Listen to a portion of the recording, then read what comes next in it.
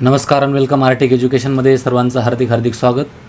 या ठिकाणी आपण FSSAI म्हणजेच फूड सेफ्टी लायसन्स जे आहे तर ते शाळेचं आपण काढणार आहोत. त्याकरिता आपण दिलेल्या वेबसाईटचा वापर करा.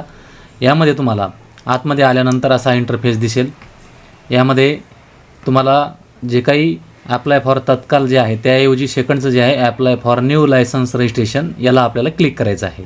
त्याच्या व्यतिरिक्त जर तुम्हाला रिन्युअल करायचं असेल तर करू शकता. त्यानंतर काही मॉडिफिकेशन काही चुकीचं गेल्यास मग मॉडिफिकेशनला फीस भरून आपल्याला ते मॉडिफिकेशन करता येतं. मग आता यासाठी आपण काय करणार आहोत, अप्लाय फॉर न्यू लायसन्सला आपण क्लिक करणार आहोत, जेणेकरून आपल्याला नवीन जे काही लायसन्स आहे आपल्या शाळेचं ते आपल्याला काढता येईल. याला आपण जेव्हा क्लिक करूया तेव्हा आपल्याला पुढील असा इंटरफेस दिसेल. यामध्ये अप्लाय फॉर न्यू म्हणून असेल. याच्यामधली जी कॅटेगरी आहे ती जनरल कॅटेगरी आपल्याला वापरायची आहे, जी की आपल्याला शाळेचं आपल्याला लायसन्स काढायचं असल्यामुळे. मग याला आपण क्लिक करणार आहोत. याला क्लिक केल्यानंतर तुम्हाला त्या ठिकाणाहून तुमचं राज्य सिलेक्ट करायचं आहे. राज्य सिलेक्ट केल्यानंतर तुम्हाला कोणत्या कारणासाठी काढायचं आहे त्याकरिता आपल्याला या ठिकाणी क्लिक करायचं आहे. यामध्ये तुम्ही ज्यावेळेस क्लिक करणार आहात तर त्यावेळेस आपल्याला जे काही फूड सेफ्टी जे आहे तर ते आपल्याला त्याला काढायचं आहे. त्यासाठी त्याला क्लिक केल्यानंतर खाली तुम्ही जेव्हा स्क्रोल कराल तर त्यामध्ये फूड सर्व्हिसेसला क्लिक केल्यानंतर खाली जेव्हा सर्च कराल तेव्हा तुम्हाला या ठिकाणी सब टॅब दिसतात. आता याच्यापैकी आपल्याला जे मिड डे मील जे आहे त्याला आपण कॅटररच्या ऐवजी कॅन्टीन याला आपण क्लिक करणार आहोत, कारण की शाळेची कॅन्टीन आपण वापरत असल्याचं या ठिकाणी नमूद होतं आहे. या ठिकाणी आपल्याला विचारत आहे की टर्नओव्हर किती आहे. तर टर्नओव्हर आपला अप टू 1.5 CR करावं लागेल, कारण त्याच्यापेक्षा कमीचा टर्नओव्हरचं दिलेलंच नाही आहे आणि 1.5 करोडच्या वरती आहे. तर त्या पद्धतीनं आहे. तर ते आपल्याला जे आपल्याला आवश्यक आहे तर ते आपला त्याच्या आतील असल्यामुळे आपण त्या ठिकाणी अप टू 1.5 पर्यंत करणार आहात. प्रोसीड म्हटल्यानंतर you are eligible for registration, click here for proceed असं म्हणून एक ऑप्शन येतं आहे. यामध्ये त्याला आपण क्लिक करूया. त्याला क्लिक केल्यानंतर शाळेचं आपल्याला नाव टाकायचं आहे. त्यानंतर आपल्याला संबंधिताचं पॅन कार्ड वगैरे टाकायचं आहे. त्यानंतर तुम्ही पॅन कार्ड टाकल्यानंतर इंडिव्हिज्युअल जर करत असाल तर त्या इंडिव्हिज्युअल व्यक्तीची माहिती विचारतं. ती इंडिव्हिज्युअल व्यक्ती आपण टाकणार आहोत, कारण की इंडिव्हिज्युअल व्यक्तीची माहिती टाकत असताना आपल्याला त्यांचा पॅन नंबर जर टाकला आपण तर त्या पॅन नंबर टाकल्यानंतर त्या व्यक्तीची इंडिव्हिज्युअल माहिती विचारते.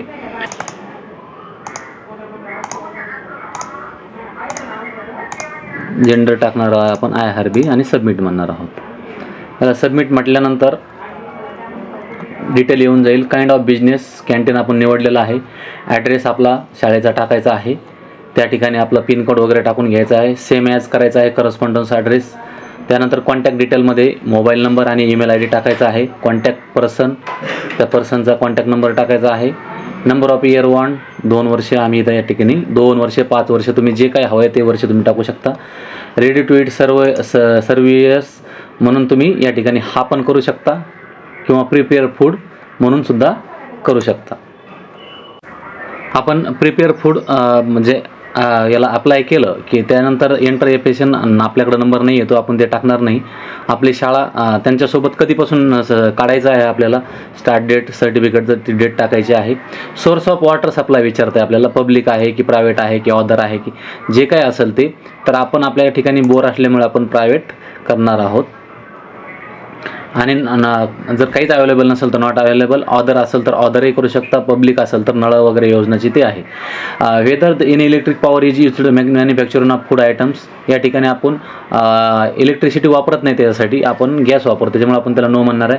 त्यानंतर आय डिक्लेअर म्हणणार आहात आणि नंतर सेव्ह अँड नेक्स्ट या बटनाला आपल्याला क्लिक करायचं आहे. एक मिनिट, कुठं राहिलेलं आहे काही. आधार नंबरचं आहे पण ते आधार देऊ इच्छित नाही म्हणून आपण त्या ठिकाणी आय डू नॉट पजेस आधार म्हणून आपण त्या ठिकाणी सांगू शकतो. आणि त्यानंतर आपण त्याला सेव्ह नेक्स्ट करूया. सेव्ह नेक्स्ट केल्यानंतर आपल्याला या ठिकाणी लोकेशन दिसतंय.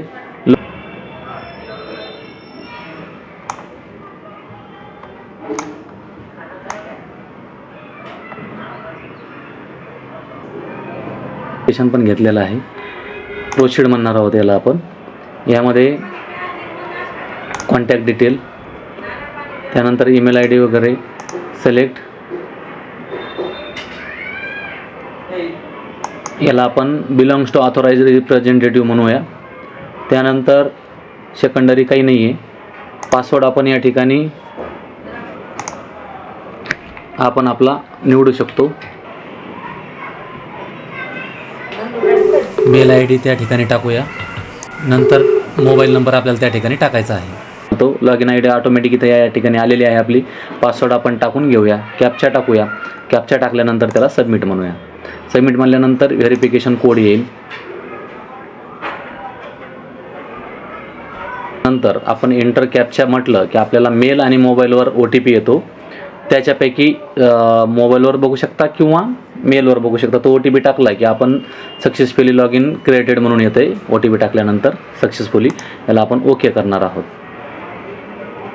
आता आपल्याला फोटो आणि आयडेंटिटी प्रूफ आपल्याला त्या ठिकाणी अपलोड करायचा आहे. संबंधिताचा शिजू खाऊ घालणाऱ्याचा फोटो टाकणे, नंतर आयडेंटिटी प्रूफ पॅन कार्ड आधार कार्ड असेल तर त्याचा फोटो अपलोड करणे. त्यानंतर डॉक्युमेंट डिस्क्रिप्शन इतर सपोर्टिव्ह डॉक्युमेंट नाही जोडलं तरी चालतं. आय वी डिक्लेअर दॅट म्हणणार आपण. या ठिकाणी आपण 2 वर्षाचं टाकल्यामुळं ऑनलाईन पेमेंट थ्रू रोजर पे म्हणून म्हणणार आहोत. आणि क्लिक केल्यानंतर व्हेरिफिकेशन कोड हा संबंधिताच्या मोबाईलवर जाणार आहे. त्याचा व्हेरिफिकेशन कोडचा कालावधी 10 मिनिटाचा आहे. त्यामुळे OTP येण्यासाठी वाट बघा आणि त्या ठिकाणी फायनल व्हेरिफिकेशन कोड आपण या ठिकाणी टाकून प्रोसीड करणार आहोत. अशा प्रकारे विचारलेला सिग्नेचर टाईपचा मोबाईल नंबर टाकायचा शेवटी आणि त्याला प्रोसीड करणार आहेत. त्याचं आलेलं व्हेरिफिकेशन कोड करायचा आहे आणि नंतर आपलं पेमेंट करून घ्यायचं आहे. अशा पद्धतीनं हा रजिस्ट्रेशन आपण अशा पद्धतीने करू शकतो आणि मेलवर दुसऱ्या किंवा तिसऱ्या दिवशी सर्टिफिकेट येऊन जाईल व्हेरिफिकेशन नंतर. धन्यवाद. जय हिंद, जय महाराष्ट्र.